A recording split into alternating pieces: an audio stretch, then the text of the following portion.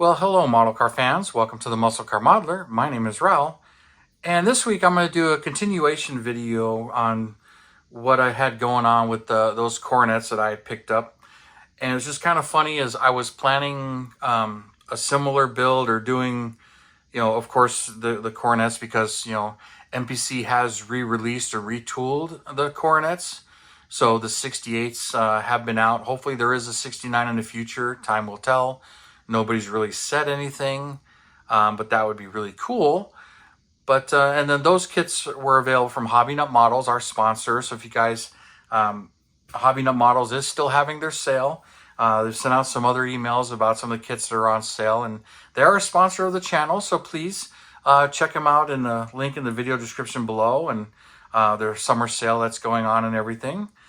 But to continue on with the subject, I was planning on working on one of these 69 Super B Coronets, but that's because I had bought this kit from Hobby Nut Models recently, and I wanted to do a kit comparison between this one and the old kit, as I have one of each, and also dig out my old build that I did dig out, and some of my aftermarket products, 3D printed products or resin products that I was going to use on this. And while I got most of that stuff and I pulled out those kits to do that, this deal with these rebuilders popped up. And if you guys saw that video, they were a parts kit that came up, and I jumped on them, and I couldn't believe my luck, basically, as I already had a couple of Coronets. These have been shown on the channel, but not quite like this. But for you guys that are wondering, this was that red number 5 car, and this is after I had put it in super clean to strip the paint off of it. So it pulled off all of the red paint and the decal right off the top, and there's just a small amount of damage right there. And you can see, where the parts were glued on, but no real damage in this body other than there's some sanding or scrape marks right there.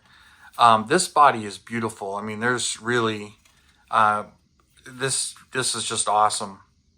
Very, very little repair work or anything needed for this body. Plus, it had the glass, the interior tubs, 2 of them, and chrome for 2 69s in there as well. So, and I showed all of that, but this body came out awesome and it stripped beautifully. So I had to pull out my other kits to see, oh, here's the hood, but the hood has an issue. I mean, you can see right through it, and you can see, how deeply that's cut. I'm going to have to fill that in and glue it and sand it. And matter of fact, which side is it? It's this side. If I push up on it, you can see it has separated. There is a gap. You can see it's let go.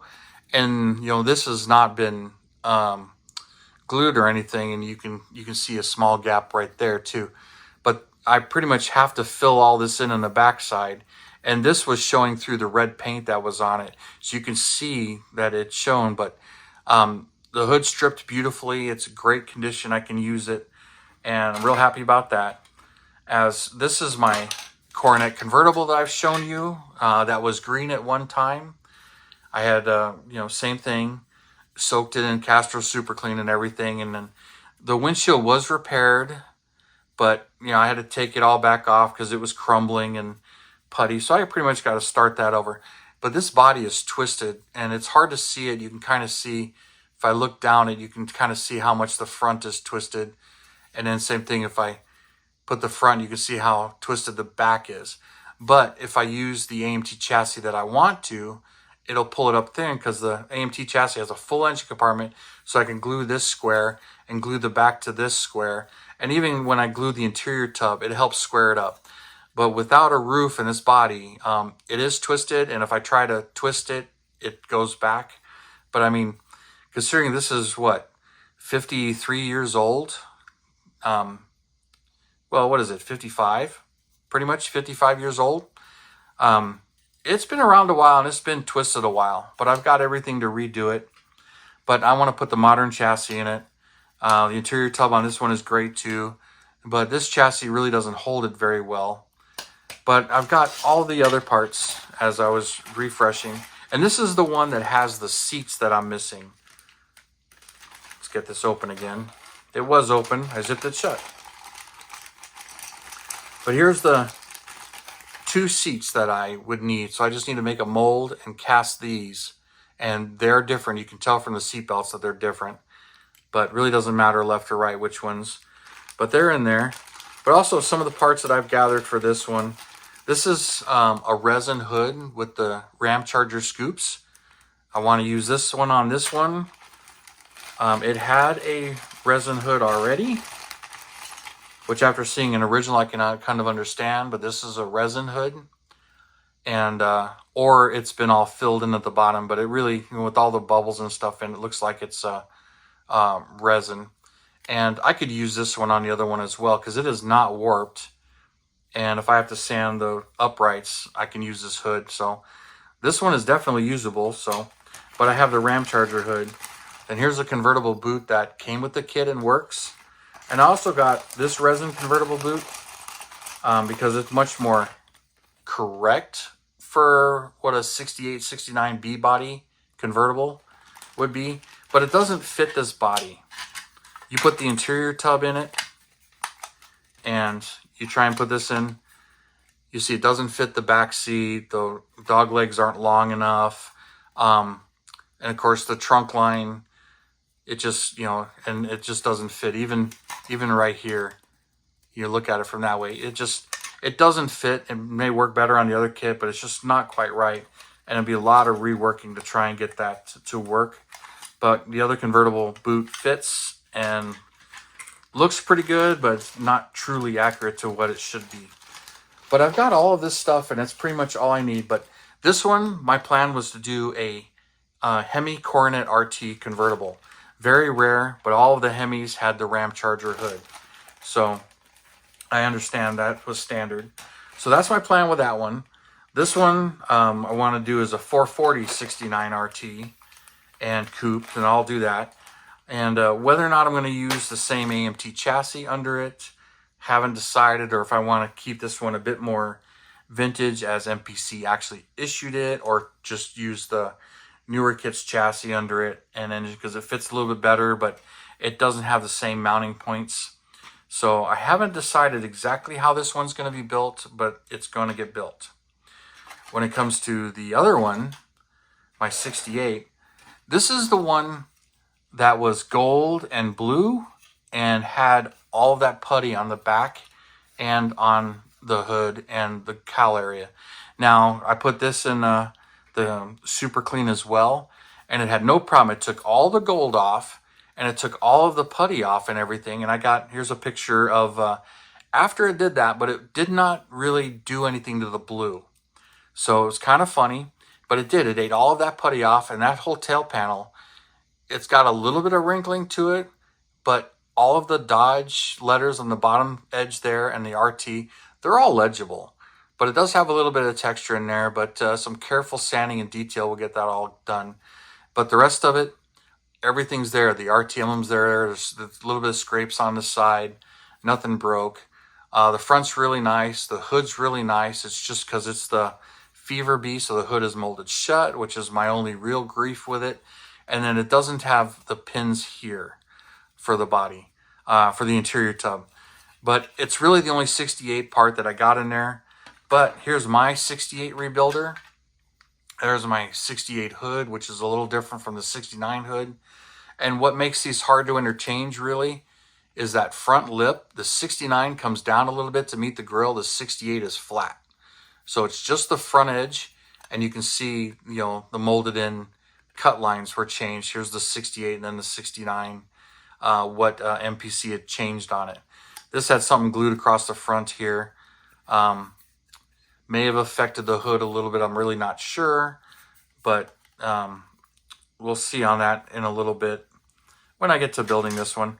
But this one, most of the body on this one is really nice. The tail panel is really nice. That one has this lip sanded off, but this whole tail panel is really nice. And most of the body is pretty nice until you get to the front. Really major sink mark there, which is normal. That happens. But this front end was heavily glued and chiseled apart. And even this is actually broken. You know, check that out. That's broken.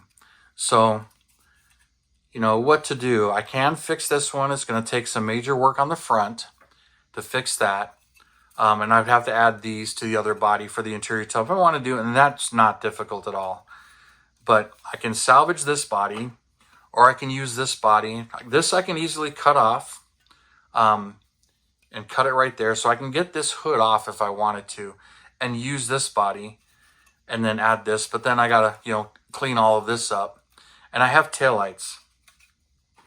So, and then I've got the whole interior tub, which I didn't really plan on using this one, the whole chassis, but I like these wheels, even though they are the torque thrust, which I like,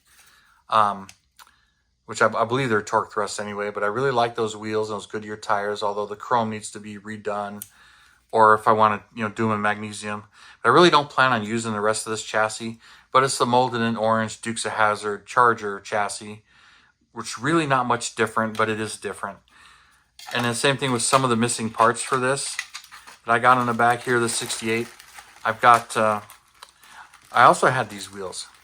I was missing a set of wheels. These are the Revell Dart ones from the 68 and 69 kits. But that being a 1/24 scale, they're pretty big and they just don't look right.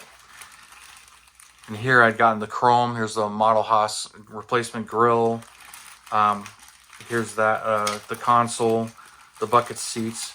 But I had only 2 of the stock hubcaps, which I mentioned in my video. And then on this one, I had a whole chrome tree with 2 more hubcaps and a 3rd one, so a 5th hubcap. So I've got all the caps and everything. And I was thinking about using these on one of the 68s or 69s and putting custom wheels on it. Now, so I've got pretty much everything to build one of these, the 68s. And then the only other thing in here that I really like these custom wheels. Where are they at? I think I put them in the other box. So I've got all of these. Oh, and on that 69, I had a resin copy of a taillight. But this one, now I've got 2 MPC ones. So I got all that. But it came with 3 of these custom mag wheels, which these are like the Shelby style Kragers that the 65 Shelbys had. I really like these, but I only have 3, so I'd like to find a 4th one. Or I can make a mold and maybe resin copy them and make a set that way. But I really like these wheels, so I'd like to use these on them, even though I've got other sets of wheels. These ones are kind of like Kragers. Don't really like those as much as I do like those. And then these ones I like, plus the bigger, deeper tires. Really cool. I think I really need to glue that and start doing the body work because I've knocked that off. And I'm going to, if I keep knocking it off, I'm going to break it even worse. But anyway, just wanted to show you more specifically what I got, the results of stripping these 2 bodies and how well they came out, as it's pretty exciting. Even though project-wise, I had the new 68 Coronet RT kit, which this one I'm going to put a vinyl top on. I already know I'm going to paint it yellow with the black bumblebee stripe, or maybe I'll go stripe delete on this one. May go stripe delete with the stock caps and have some fun with this one. But this one would be pretty much right out of the box, you know, unless I decide to start kit bashing the chassis. But I don't think I'm going to. But this was from our sponsor, Hobby Nut Model. Even though this box is beat up a little bit, but the kit inside was fine. But I think I'll conclude it with that. So, you know, I've got plenty of Coronets. Of course, it's a car I really, really like, obviously.